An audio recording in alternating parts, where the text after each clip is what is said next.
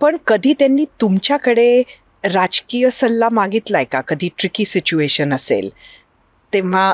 मला कधीच आठवत नाही, पण जसं मी सांगितलं, बिन पूछा सल्ला जे मी देते, नक्की मी त्यांना देते. आणि एखाद दोनदा माझे जे टोले असतात ते एकदम टू द पॉइंट लागून पण जातात. अच्छा, आणि म्हणजे पुढे जाऊन ते खरं पण होतं.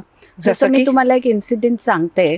2019 मध्ये जी समीकरण झाली होती इलेक्शन निवडणुकीनंतर, की बीजेपीला अराउंड 105 की 106 सीट्स मिळाल्या होत्या आणि शिवसेनेला पण एवढ्या मिळाल्या होत्या की ते एनसीपी आणि काँग्रेस बरोबर जर गेले तर त्यांचं ते प्राईम राहू शकले असते. त्यांची सत्ता इलेक्शन नंतर जे झालं असं झालं.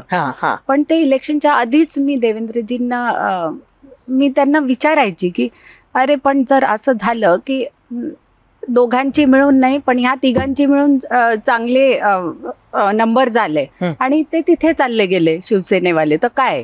जे उद्धवजी जर त्या निवडणुकीच्या आधी असं म्हणत होता? आधी विचारलं होतं मी, कारण तसे डाऊट्स माझ्या मनात कधी कधी येतात. तर देवेंद्रजींनी तर ठामपणे म्हटलं होतं की नाही, असं होऊच नाही शकत, कारण हे आमचे लॉंग टर्म अलायन्स पार्टनर्स पण आहेत आणि उद्धवजी माझ्या पण जवळचे आहेत. मला नाही वाटत असा धोका आपल्याशी होईल आणि त्याच्यासाठी काही कारण सुद्धा नाहीये.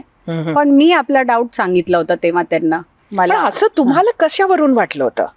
कारण मी जेवढं पॉलिटिक्स पाहिलेलं आहे, आता मी पॉलिटिकल फॅमिलीमधनं नसली तरी जेव्हापासून मी डॉक्टर्स फॅमिलीमधनं पॉलिटिकल फॅमिलीमध्ये आली, मी पाहिलंय it is for time being.